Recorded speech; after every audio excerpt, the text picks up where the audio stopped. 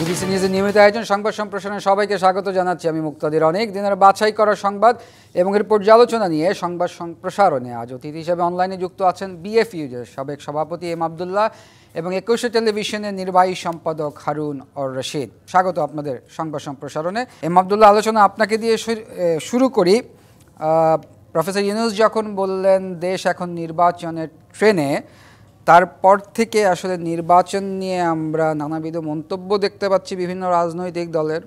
একটা শঙ্কার জায়গাও মনে হচ্ছে, যেমন বিএনপি নেতাদের আজকে যদি কথা ধরি, বলছেন ধমক দিয়ে বন্ধ করা যাবে না ভোট। এই কথাটা এসছে কারণ কালকে এনসিপির নেতা নাসিরুদ্দিন পাটোয়ারি বলেছেন ভোট ফেব্রুয়ারিতে হবে না। ধন্যবাদ। বিবিসি নিউজের এই শো যারা দেখছেন লাইভে এবং দেখবেন তাদের সবাইকে শুভেচ্ছা, এবং আমার সহ আলোচক সিনিয়র সাংবাদিক ২১শে টেলিভিশনের প্রধান নির্বাহী হারুন রশিদ এবং উপস্থাপক সবাইকে শুভেচ্ছা জানাচ্ছি। বিএনপি নেতাদের আজকের যে বক্তব্য, এই বক্তব্যটি মূলত এটা একটা প্রতিক্রিয়া হিসেবে এসছে। যতটা আমার মনে হয় সেটা হচ্ছে যে গতকাল এনসিপির যুব সংগঠনের একটি প্রোগ্রামে একটি বক্তব্য এসেছে নাসিরুদ্দিন পাটোয়ারির কণ্ঠে, এবং সেই বক্তব্যের প্রতিক্রিয়ায় আজকে এই বক্তব্যটি এসছে। এটা রাজনীতিতে ক্রিয়া প্রতিক্রিয়া, বক্তব্যের পাল্টাপাল্টি বক্তব্য, এটা নতুন কিছু নয়, এটা আসা খুবই স্বাভাবিক। আমার কাছে যেটা মনে হয়েছে যে গতকাল নাসিরুদ্দিন পাটোয়ারির বক্তব্যটা গণমাধ্যমে যেভাবে শিরোনাম হয়েছে, আমি পুরো বক্তব্যটা যদি আমি যেভাবে শুনেছি এবং পড়েছি, সেই প্রতিফলনটা শিরোনামে একটু ভিন্নভাবেই ছিল বলা যায়। কিন্তু নাসিরুদ্দিন পাটোয়ারি আসলে তো সাম্প্রতিক সময়ে তার বক্তব্য নিয়ে বারবারই বিতর্ক হচ্ছে। তিনি যেভাবে বক্তব্য রাখছেন তার অনেক বক্তব্যই বিতর্কের জন্ম দিচ্ছে। গতকালের বক্তব্যটি যখন রাখছিলেন তখন কিন্তু সেখানে বিএনপির একজন কেন্দ্রীয় নেতাও ছিলেন, বিএনপির যুগ্ম মহাসচিব শহীদউদ্দিন চৌধুরী, ইনিও সেই অনুষ্ঠানে ছিলেন এবং সেখানে তিনিও বক্তব্য রেখেছেন। আমি যেটা বুঝেছি নাসিরুদ্দিন পাটোয়ারির বক্তব্যে, তিনি বলতে চেয়েছেন যে জাতীয় নির্বাচনের আগে মানুষের কাঙ্ক্ষিত যে সংস্কার সেগুলো না হলে নির্বাচন হবে না। কথাটা সরাসরি এই বাক্যে না বললেও তার যদি বক্তব্যের মানে পূর্বাপর বক্তব্যটা যদি বিশ্লেষণ করে, তাহলে বক্তব্যটা এটাই দাঁড়ায় যে যদি কাঙ্ক্ষিত সংস্কার না হয় তাহলে এই নির্বাচনটি এই ঘোষিত সময়ে নির্বাচন হবে না, এটাই বলতে চেয়েছেন।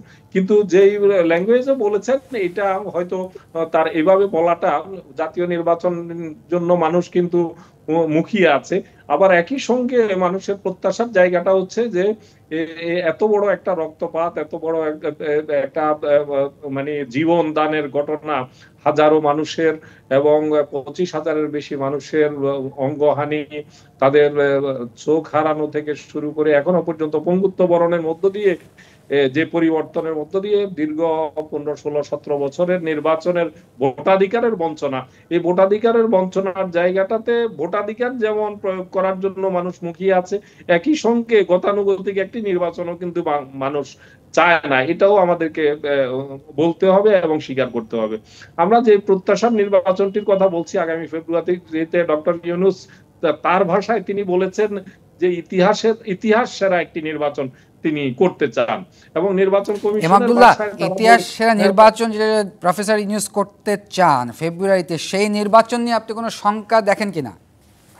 আমি সে জায়গায় আসছি, যেখানে অন্যদিকে প্রধান নির্বাচন কমিশনার বলেছেন একদম কাছের মতো স্বচ্ছ একটি নির্বাচন তিনি উপহার দিতে চান। তো এই যে আশাবাদের জায়গাগুলো, এখানে আমরা কোন রাজনৈতিক দলের নেতারই উচিত হবে না এই নির্বাচন নিয়ে এমন কোন অনিশ্চয়তা, এমন কোন সংশয় তৈরি করা যাতে জনসাধারণের মধ্যে বিভ্রান্তি তৈরি হয়, নির্বাচন নিয়ে অনিশ্চয়তা রয়েছে বলে ধারণা করে। আমরা বিশ্বাস করি যে তারেক রহমানের সাথে বিএনপি ভারপ্রাপ্ত চেয়ারপারসন তারেক রহমানের সাথে লন্ডনে বৈঠকের পর থেকে নির্বাচন নিয়ে যে অনিশ্চয়তার কথা রাজনৈতিক অঙ্গনে ছিল, সেটা অনেকটাই কেটে গেছে, এবং সেখানকার যে একটি যৌথ বিবৃতি, যৌথ ঘোষণার মধ্য দিয়ে ফেব্রুয়ারিতে নির্বাচনের যে কথাটি এসছে, সেটা সরকার প্রধান হিসেবে বর্তমান ডক্টর ইউনূস কিন্তু সেই সময় অনুযায়ী তিনি সেটা ঘোষণা করেছেন, এবং মধ্য ফেব্রুয়ারিতে নির্বাচনটি হবে। এখন নির্বাচনের সাথে সংশ্লিষ্ট কিছু বিষয় সংস্কার, এই বিষয়গুলো দাবি অভ্যুত্থানের যে তরুণ নেতারা, অভ্যুত্থানের নেতৃত্ব দানকারী, তাদের পক্ষ থেকে এসব দাবি আছে। সেই দাবিগুলো যৌথ বিবৃতি নিয়ে তো জামায়াত অভিযোগ তুলেছিলেন এম আব্দুল্লাহ নিয়ে। লন্ডনের বিবৃতি নিয়ে হ্যাঁ একটা অভিযোগ আছে যে তিনি সকল রাজনৈতিক দলের সাথে আলাপ আলোচনা না করে ঐকমত্যে না পৌঁছে এ ধরনের একতরফা একটি রাজনৈতিক দলের সাথে ঘোষণাটি দেয়া ঠিক নয়। এই নিয়ে বিতর্ক হতেই পারে।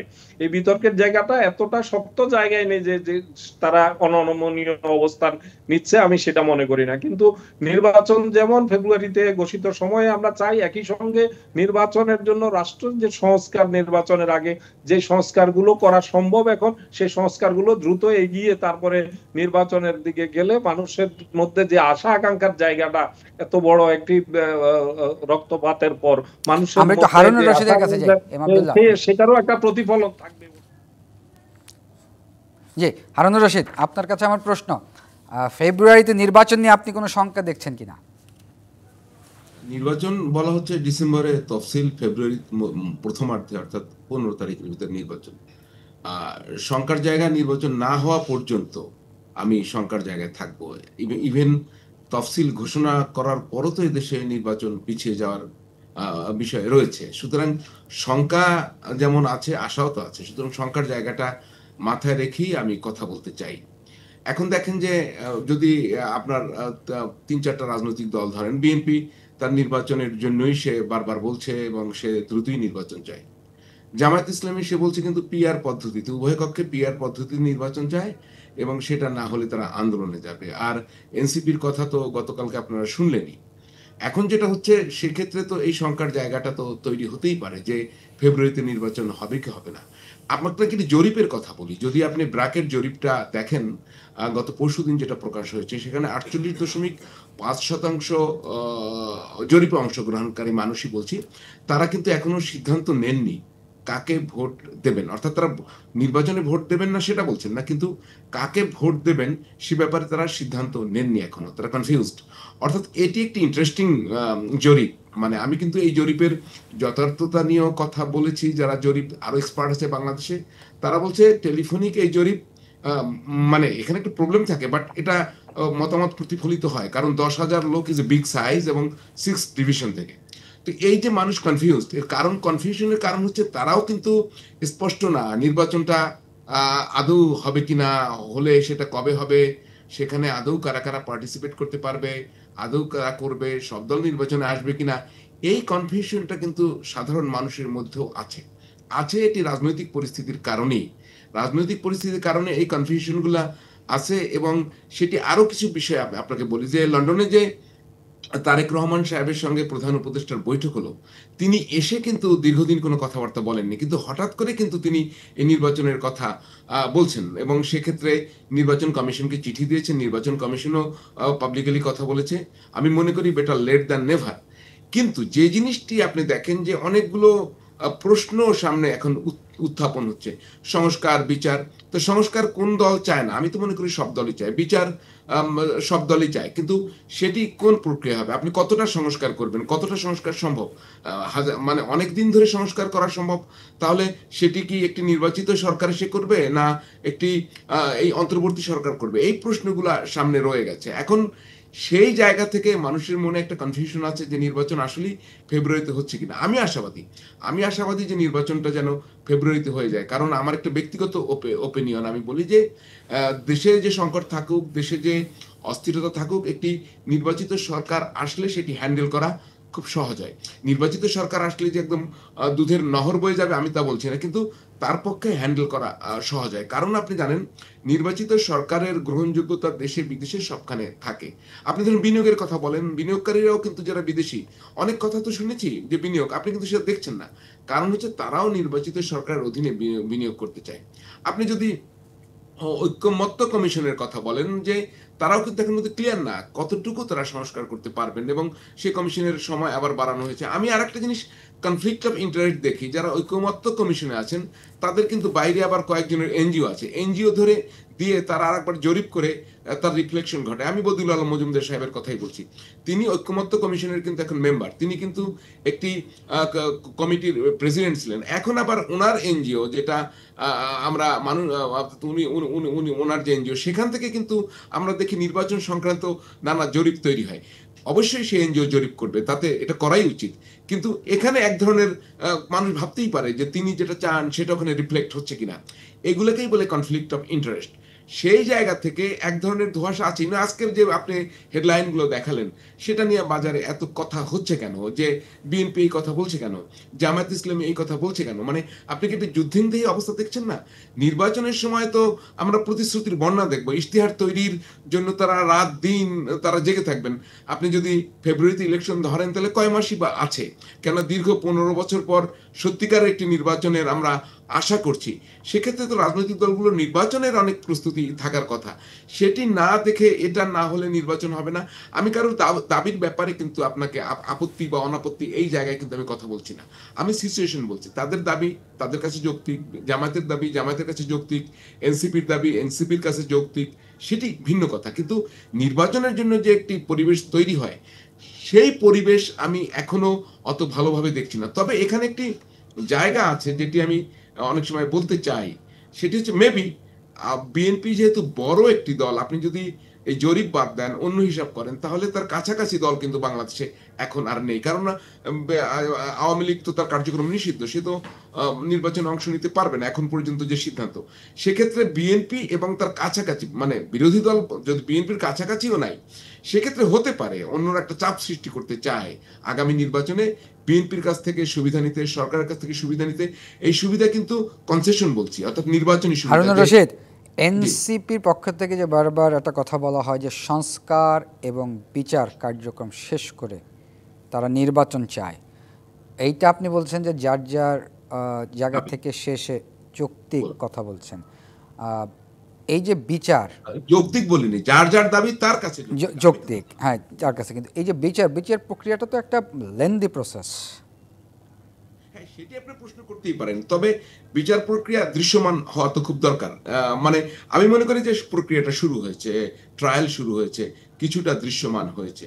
তারা হয়তো বা আরো দেখতে চান যে শাস্তি হয়েছে, তো সেটি হচ্ছে যে একটি কোর্ট প্রসিডিওর, একটি ট্রাইব্যুনাল প্রসিডিওর, সেটি কতটা দ্রুততার সাথে যেতে চায়, যেতে পারে। আমাদের আইনের ভাষায় দুটি কথা আছে, আপনি একটু শুনবেন, জাস্টিস ডিলেড, জাস্টিস ডিনাইড। কিন্তু তার উল্টো কথাটাও আছে, জাস্টিস হারিড, জাস্টিস বারিড।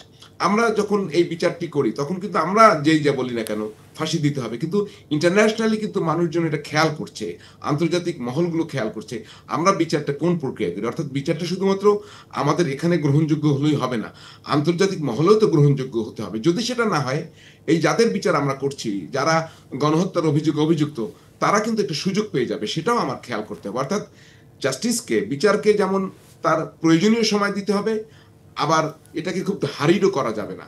সেটি এখন আইন বোদ্ধারা বলতে পারবেন যে কতটা সময় লাগবে। তো সেটি আমি মনে করি এই প্রক্রিয়া শেষ হতে 1-2 বছর তো লাগতেই পারে, কারণ এই বিচার প্রক্রিয়ার পর তো এই ট্রাইব্যুনালে তো এখন আপিল সিস্টেম রয়েছে, মানে সেটা আপিল বিভাগ, এটি তো হাইকোর্টের মর্যাদা সম্পন্ন, সুতরাং সেখানে আপিলের বিষয় আছে। এখন এটা অবশ্য এনসিপি এটাও ক্লিয়ার করতে পারে তারা কোন পর্যায়ে পর্যন্ত চান, যে 2টি মামলার রায় শাস্তি রায় দেখতে চান, 3টি মামলার রায় দেখতে চান, না পুরো যে মামলাগুলো হয়েছে তারও বিচার দেখতে চান। তাদেরও এটি ক্লিয়ার করা উচিত, তাহলেও কিন্তু আমরা বুঝতে পারবো যে বিচারটা তারা কোন পর্যন্ত চান। আমার বিবেচনায় বিচার প্রক্রিয়া স্পষ্ট হলে, দৃশ্যমান হলেই যথেষ্ট, কারণ এটা তো অনেক দীর্ঘ সময় লাগবে। জি, ধন্যবাদ। আনন্দের সাথে আমাদের একটা বিরতির সময় হয়েছে। প্রিয় দর্শক, সংবাদ সম্প্রসারণের একটি বিরতির সময় হয়েছে, সঙ্গেই থাকুন। বিরতির পর আবারও স্বাগত। সংবাদ সম্প্রসারণে আমাদের সাথে অনলাইনে যুক্ত আছেন বিএফইউজের সাবেক সভাপতি এম আবদুল্লাহ এবং 21 টেলিভিশনের নির্বাহী সম্পাদক হারুনুর রশিদ। ফিরছি আলোচনায়। এম আবদুল্লাহ, আজকে জামায়াত বলছেন যে আরেকটি 1-11-এর পরিস্থিতি তৈরি করবেন না সরকারকে। এর আগে আমরা দেখেছি তথ্য উপদেষ্টা মাহফুজ একটি স্ট্যাটাস দিয়েছিলেন যে 1-11-র পদধ্বনি, মানে হঠাৎ এই 1-11 সিচুয়েশন। আসলে এই আশঙ্কাটা কি কারণে করছে, এটা জামাতের বক্তব্য, জামাতই ভালোভাবে ব্যাখ্যা করতে পারবে। তবে আমি যেটা বুঝি সেটা হচ্ছে যে আপনি তথ্য উপদেষ্টার কথাও বললেন, তথ্য উপদেষ্টা আবার সেই স্ট্যাটাস, আবার কিছু সময় পর সেটা প্রত্যাহারও করে নিয়েছেন। মূল কথা হচ্ছে যে 111 এর কথাটা কেন আসছে, 111টা কোন প্রেক্ষাপটে আসছে সেটা আমাদেরকে বুঝতে হবে। আমাদের 111 2006 সালের 28শে অক্টোবর লগি বৈঠার যে তাণ্ডব, সেই তাণ্ডবের পরে 111 এর পটভূমি তৈরি হয়েছিল। সেই পটভূমিতে যে আমাদের বাংলাদেশের যে চলমান রাজনীতি এবং স্বাভাবিক রাজনীতির পথটা রুদ্ধ হয়ে গিয়েছিল, এবং সেটার সুযোগ নিয়ে আমরা দেখেছি যে সেনা সমর্থিত একটি মঈন ফখরুদ্দিনের একটি সরকার আমাদেরকে 2 বছর যে শাসনটি উপহার দিয়েছে, সেখানে সেই আমাদের তার অভিজ্ঞতার আলোকে দীর্ঘ মেয়াদে আমাদের গত 15-16 বছরের জন্য আমাদের একটা প্রতিবেশী রাষ্ট্রের এক ধরনের তাদের ইচ্ছা অনিচ্ছার পুতুল হতে হয়েছিল আমাদের অবস্থানটা। তো 111 এর কথা যখন আসে তখন মূলত সেখানে বার্তাটা হলো এরকম যে এমন কোন রাজনৈতিক সংকট তৈরি করবেন না যাতে স্বাভাবিক রাজনৈতিক প্রক্রিয়াটা ব্যাহত হয়। মূল বার্তাটা এটাই। তো এই বার্তাটা, এই আশঙ্কাটা কেন তৈরি হচ্ছে সেটা আমাদেরকে বিশ্লেষণ করতে হবে। সেটা হচ্ছে যে আমাদের মধ্যে যখন গণ অভ্যুত্থানের পক্ষের শক্তিগুলোর মধ্যে বিভাজন তৈরি হয় তখনই কিন্তু এই আশঙ্কাটা প্রবল হয়।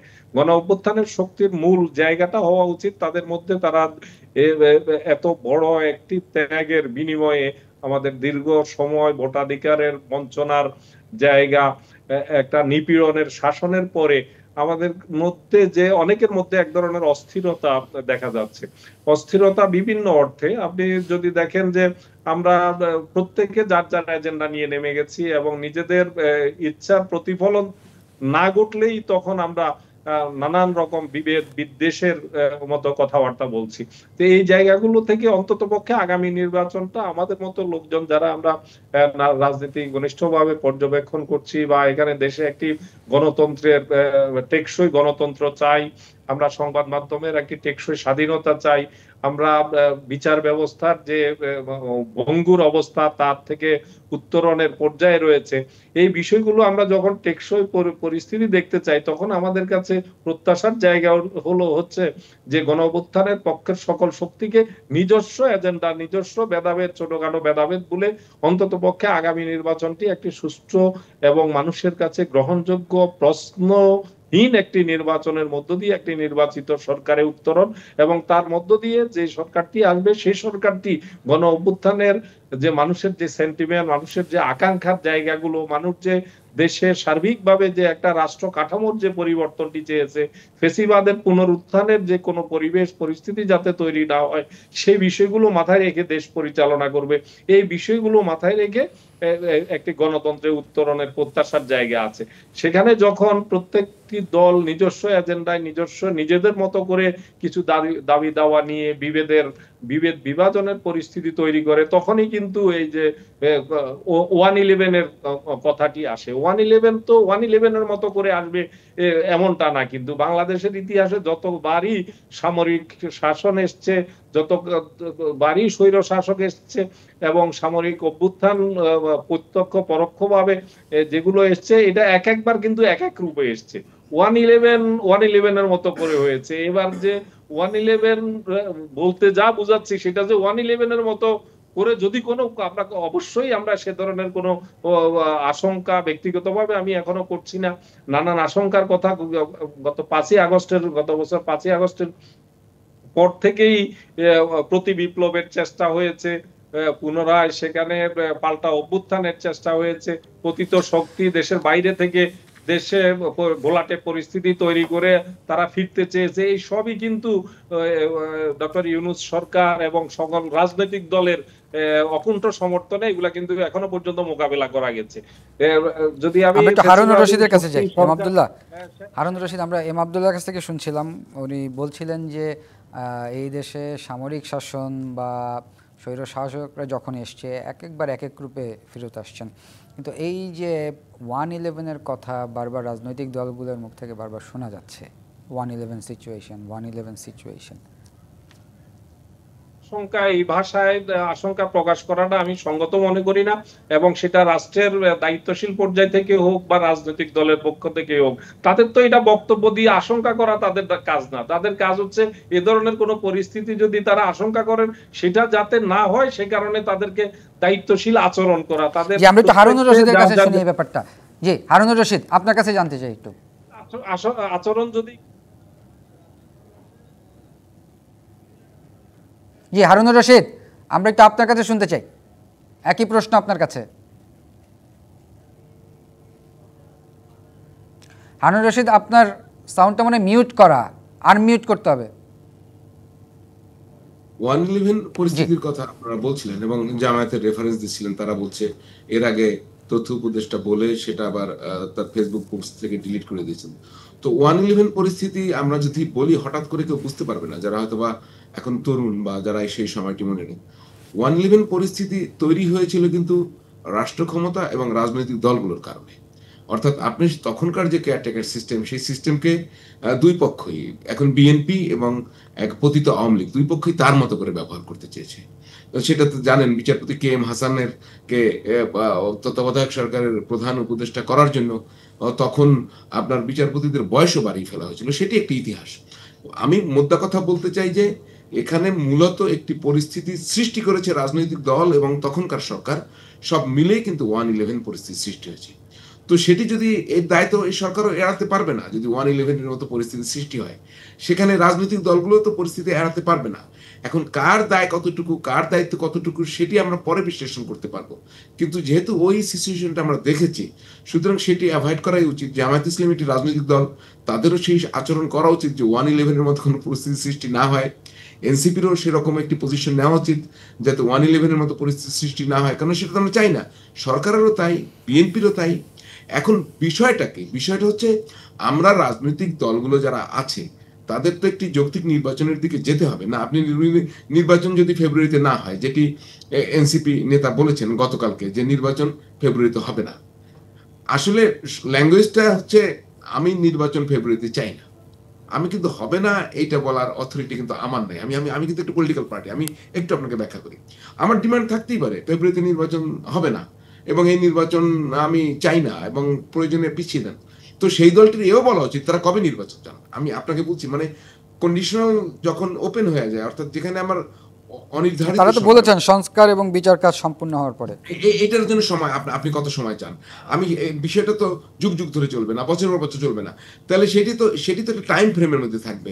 তো এই সরকার শুরুতেই, যদি আপনি দেখেন সংকটটা, আমি যদি আপনাকে একটার সাথে একটা মিলিয়ে দেখাই, এই সরকারের শুরুতে কি দরকার ছিল? দরকার ছিল এসে তার একটা টাইম রোড ম্যাপ দিয়ে দেওয়া, আমি এই সংস্কার করব, এইগুলো এতদিনের ভিতরে করব, এইগুলো এতদিনের ভিতরে করব, সাংবিধানিক প্রশ্নগুলোর এইভাবে সমাধান করব, দেন এই তারিখ ইলেকশন করব। সেই অনুযায়ী কিন্তু কাজটা এগোতো। তো আপনি দেখেন ইউনূস সাহেবের বক্তব্য খুব ইন্টারেস্টিং, মানে তার প্রতি শ্রদ্ধা হলে কি বলি, উনি একটা বয়ান তৈরি করলেন, ছোট ছোট সংস্কার চাইলে এতদিন লাগবে, বড় বড় সংস্কার চাইলে এতদিন লাগবে। এটা একটা প্যাকেজ দিলেন উনি, প্যাকেজ। তো এই যে প্যাকেজ, এই প্যাকেজ নিয়ে তো ধরেন বাজারে একটা ওয়েব ক্রিয়েট হয়েছে। আসলে আপনি দেখেন কয়েকদিন আগে যে আরেকটি সংগঠন, তারা কিন্তু আপনার একটি জরিপ করেছে। তারা জরিপ করে দেখেছে যে সমস্ত এই অন্তর্বর্তী সরকারগুলো বিশ্বের বিভিন্ন দেশে 1 বছরেই কাজ শেষ করতে পেরেছে, তারা সাকসেসফুল। 1 বছরের বেশি যেখানে হয়েছে সেখানে কিন্তু নানা বিশৃঙ্খল এবং অস্থিতিশীল পরিবেশ তৈরি হয়েছে। আপনি যদি সেই খেয়াল করেন, তো এখন আপনি দেখেন তার সেই জরিপ, তার সেই অ্যানালাইসিস যেটি তিনি করেছেন, তার সাথে কি মিলে যাচ্ছে না? আপনি 1 বছর এই সরকার পার করেছে, এখন দেখেন এখন যে কথাগুলো আমরা শুনছি, আগে কি চ্যালেঞ্জগুলো ছিল? আইন শৃঙ্খলার চ্যালেঞ্জ ছিল, নানা ধরনের চ্যালেঞ্জ ছিল, এখন নতুন চ্যালেঞ্জ হচ্ছে। একটা যারা পতিত সরকার, তাদের দিক থেকে একটা প্রতি বিপ্লবের একটা সংঘাত, একটা সহিংসতার চ্যালেঞ্জ ছিল, এখন আমরা নিজেরাই চ্যালেঞ্জ তৈরি করছি। এটি হচ্ছে প্রবলেম। অর্থাৎ আপনি যখন রোড ম্যাপ তৈরি না করেন, তখন এই রোডম্যাপ তৈরি না করার কারণ নিয়ে তো আমি প্রশ্ন তো করতে পারি যে আপনি এটা কেন করলেন না? 3 মাসে তো আমরা বুঝতেই পারিনি যে তারা কি করেছে, তো 3 মাসে একটা নির্বাচন করে ফেলে তত্ত্বাবধায়ক সরকার। এই সংকটগুলো যদি তৈরি হয়, দায় কিন্তু সবাইকে নিতে হবে। আর আমি একটা কথা বলি যে নির্বাচন অনেক সমস্যার সমাধান করে দেয়। তো এখন আপনি এই সংস্কারগুলো করবেন, যদি সাংবিধানিক সংস্কার, সেটি কিভাবে করবেন? সেটি কি পার্লামেন্ট ইলেকশনের মাধ্যমে করবেন? সেটি গণভোটের মাধ্যমে করবেন? নানা জনের নানা দাবি থাকতে পারে, কিন্তু সেটি তো একটা জায়গায় আসতে হবে। এখন সাধারণত নির্বাচন তো সরকারই করে। আপনি যদি গণভোটের মাধ্যমে করতে চান, আপনি যদি গণপরিষদের মাধ্যমে করতে চান, সেটির কনসেনসাস কোথায়? আবার একটা কথা বলি, রাজনৈতিক একসময় হিসাব আসছিল যে একটি দলই শুধুমাত্র মানে সংস্কার চায় না, আর সবাই চায়। একটি দল বলতে প্রধান উপদেষ্টা কাদেরকে ইঙ্গিত করেছেন তা কি আমরা বুঝি না? এই একটি দলের হিসাবও কিন্তু খুব গ্রহণযোগ্য আমার কাছে মনে হয় না। কারণ দল, আপনি 100টা দল, আপনার এখন 54টা দল রেজিস্টার্ড, আরো দল পাবে, আরো 6টা বোধহয় 7টা বোধহয় তারা কোয়ালিফাই করেছে। তো এর ভিতরে কয়েক দলের কত ভোট আছে সেটি কি ভোটিং এর মাধ্যমে আপনি দেখেন? এবং দলগুলোর তো আমাদের একটা বিরতির সময় হয়েছে, বিরতির পরে ফিরে এসে আমরা আলোচনা করব। প্রিয় দর্শক, সংবাদ সম্প্রসারণের একটি বিরতির সময় হয়েছে, সঙ্গেই থাকুন। বিরতির পর আবারও স্বাগত সংবাদ সম্প্রসারণে। আমাদের সাথে অনলাইনে যুক্ত আছেন এম আবদুল্লাহ এবং হারুনুর রশিদ। এম আবদুল্লাহ, সাদা পাথর লুটপাট বাংলাদেশ বলেই কি এমন কাণ্ড সম্ভব? এই পাথর নিয়ে তো আমরা অনেক দিন ধরে এই পাথরময় নিউজ আমরা দেখতে পাচ্ছি। এটা অত্যন্ত দুঃখজনক একটা ব্যাপার। আমি সাদা পাথরে বেড়াতে যাওয়া হয়েছিল আমার এখন থেকে বছর 2 আগে। বাংলাদেশে এত চমৎকার, এত সুন্দর পরিবেশের পর্যটন কেন্দ্র আছে, এটা দেখার আগে আমার কাছে বিশ্বাস হয় না। এত ভালো লাগে সেখানে, একেবারে ভারতের সীমান্ত ঘেঁষা সেই সাদা পাথরের জায়গাটি, এবং স্বচ্ছ পানির মধ্যে যে পাথরের যে সেখানে স্ট্রোক, এবং বিশেষ করে পাহাড়ি এলাকা থেকে, ভারতের পাহাড়ি এলাকার দিক থেকে আমাদেরকে যেটা বললো স্থানীয়রা, যে ওই দিক থেকে পাথর অনেকটা নেমে আসার মতো বিষয়টা সেখানে, এবং সেখানে গেলে মনটা ভালো হয়ে যায়। তো সেই জায়গাটা থেকে আমাদের পাথরের যে বাংলাদেশের চাহিদার জায়গাটি আছে, আপনারা জানেন যে আমাদের একটা পাথর খনিও আছে একটা, যেটা দিনাজপুরে অবস্থিত, কঠিন শিলা প্রকল্প আমরা অনেকে জানি, যে সেখানে কিন্তু প্রচুর পাথরের উৎপাদন হয় সেই খনি থেকে, এবং সেটা বাংলাদেশের চাহিদার একটা বড় একটা অংশ সেখান থেকে। এম আবদুল্লাহ, এই যে গেল কয়েকদিন ধরে আমরা দেখতে পাচ্ছিলাম যে পাথর উত্তোলন হচ্ছিল অবৈধভাবে, কিন্তু প্রশাসন কেন ব্যবস্থা নিলেন না? এখানকার ডিসি প্রশাসন কেন ব্যবস্থা নেওয়া হইল না? আজকে এসে দুদক অভিযান চালালো, এবং যে এই যে কেন নিল না, এই প্রশ্নের উত্তর আমরা সবাই জানি কম বেশি, যে আমরা যখন প্রভাবশালীদের যখন এর সাথে জড়িত থাকে এবং তাদের রাজনৈতিক পৃষ্ঠপোষক করা, রাজনৈতিক পরিচয়, এগুলোকে আমাদের প্রশাসন সমীহ করে তাদের বর্তমান এবং ভবিষ্যৎ চিন্তা করে। এই বিষয়গুলো আমাদেরকে উপলব্ধি করতে হবে, যে আমাদের এই বাংলাদেশের প্রশাসনের যে এই দৃষ্টিভঙ্গিটা যতদিন পর্যন্ত না বদলাচ্ছে, যে আমরা দেখতে প্রশাসনের যারা থাকেন, পুলিশ প্রশাসন বলেন, জনপ্রশাসন বলেন, তারা কিন্তু দেখে যে ক্ষমতার এটা এক ধরনের সূর্যমুখী মতো অবস্থা, যে ক্ষমতা যেদিকে আছে সেদিকে তাদের। সেটাই আব্দুল্লাহ, গেল 15 বছরে প্রভাবশালী আমরা দেখেছি, এখনো সেটা রিপিট। আপনি যেটা বলছিলেন প্রভাবশালী, সে কারণেই হয়তো প্রশাসন সাহস করে নাই যে কার রোশানলে পড়বে এ ধরনের অ্যাকশনে গিয়ে। এ ধরনের তাদের দলীয় পরিচয় আমরা ইতিমধ্যেই ভার্চুয়াল জগতে নানাভাবে আমরা দেখতে পাচ্ছি। আজকে আবার দুদকের যে অভিযানটা, আমি আসলে এই ব্যাপারে আমি খুবই ব্যস্ত ছিলাম, আজকে পুরো দিনটাই আমার একটা ব্যস্ত দিন কেটেছে, যে কারণে আমি বিস্তারিত জানি না। ভার্চুয়াল জগতে কিছু ছবি দেখলাম, যে সেখানে পাথর সামনে রেখে অনেকগুলো লোকের ছবি তোলা হয়েছে, এবং এটা নিয়ে ভার্চুয়াল জগতে বেশ হাসি তামাশা চলছে। যদি এমনটা হয়ে থাকে যে পাথর নিয়ে তাদেরকে গ্রেফতার করা হয়েছে এবং পাথরগুলো সামনে রেখে পাথর উদ্ধার করে তাদেরকে, এর চাইতে আমি মনে করি যে তামাশার আর কিছু হতে পারে না। পাথর উদ্ধার, বাড়ি থেকে কয় টুকরা পাথর উদ্ধার করলো সে কারণে সেটাকে সামনে রেখে এ ধরনের ছবি তোলা, এটা আমি আগেই স্বীকার করে নিচ্ছি, এটা ডিটেলসটা, এই ছবির সত্যতা এবং ডিটেলস সম্পর্কে আমি খুব বেশি অবহিত নয়। এটা হারুন ভাই যেহেতু মিডিয়ার সাথে সার্বক্ষণিক ভাবে আছেন, আমি আজকে পুরো দিনটাই একটু আদারওয়াইজ বিজিও ছিলাম, যে কারণে আমি শেষ বেলাটাতে এটা আমার নজরে পড়েছে। এই ছবি যদি সত্য হয়ে থাকে যে এতগুলো লোককে শুধুমাত্র এই পাথর খণ্ডগুলো রাখার অপরাধে গ্রেফতার করা হয়েছে, জড়িত বলে ধরে নেওয়া হয়েছে, তাহলে এটা আমি মনে করি গ্রেফতারের নামে এটা। আমরা একটু হারুনুর রশিদের কাছে যাই। আব্দুল্লাহ, আমরা একটু হারুনুর রশিদের কাছে শুনি। হারুনুর রশিদ, এই যে সাদা পাথর লুটপাট, আমরা উপদেষ্টাকে বলতে শুনেছি যে আমি উপদেষ্টা হওয়ার পরে পাথর উত্তোলন বন্ধ করতে পারলাম না। Don't you think this is a lame excuse? অবশ্যই লেমি এক্সকিউজ, মানে সেটা উনি বললেন আগে পেরেছি, মানে গত সরকারের আমলে উনি পেরেছে, এখন পারেননি। এটা তো একটা অবশ্যই একটা খোরা অজুহাত। আমি একটু অজুহাতটা কোত্থেকে তৈরি হয়েছে আমি আপনাকে বলি। আজকে সমকালের একটা রিপোর্ট যদি দেখেন কে কি বলেছে এই পাথর নিয়ে। মুফতি ফয়জুল করিম, সিনিয়র নায়েবে আমির ইসলামী আন্দোলন, তিনি এই কয়েকদিন আগে সাদা পাথর নিয়ে অনেক ঝামেলা হয়েছে সিলেট। উনি বলছেন ভারতের সব স্বার্থ রক্ষায় পাথর কোয়ারি বন্ধ রাখা হয়েছে, প্রয়োজনে মব সৃষ্টি করে হলেও পাথর উত্তোলন করা হবে। এটা হচ্ছে মুফতি ফয়জুল করিম এই সাদা পাথর নিয়ে বলছেন।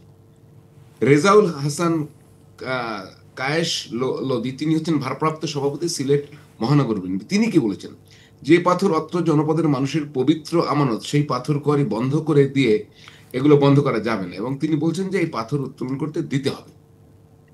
ব্যারিস্টার আসাদুজ্জামান ফুয়াদ, যিনি এবি পার্টির সাধারণ সম্পাদক, তিনি বলেছেন সংবাদ সম্মেলনে, যে সংবাদক বলেছেন যে পাথর কোয়ারি খুলে দিতে হবে। মোহাম্মদ ফখরুল ইসলাম, তিনি আমির জামায়াত ইসলামী সিলেট মহানগর, পরিবেশের দোহাই দিয়ে যারা পাথর উত্তোলন বন্ধ রেখেছে তাদের কোনো উদ্দেশ্য আছে কিনা খতিয়ে দেখতে হবে। এ গেল রাজনৈতিক নেতারা। এখন আপনি দেখেন বিভাগীয় কমিশনার, মানে আপনি বলেন যে প্রশাসন কেন বন্ধ করেনি, বিভাগীয় কমিশনার কি বলছে, সারা দেশে পাথর উত্তোলনে সারা পাথর উত্তোলনে করা গেলে সিলেটে যাবে না কেন, এর সঙ্গে মানুষের জীবন ও জীবিকার সম্পর্ক নিহিত।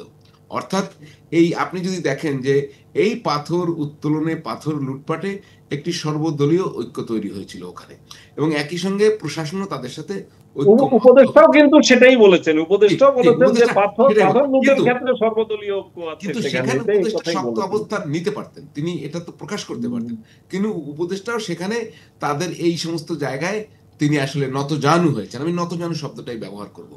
আপনি খেয়াল করবেন যে এই পাথর নিয়ে কিন্তু হইচই কয়েকদিন ধরে হচ্ছিল, যে এখান থেকে নিয়ে যাচ্ছে ইত্যাদি ইত্যাদি। তো সেই জায়গায় কেন তারা শক্ত অবস্থান নিল তো বোঝাই যাচ্ছে।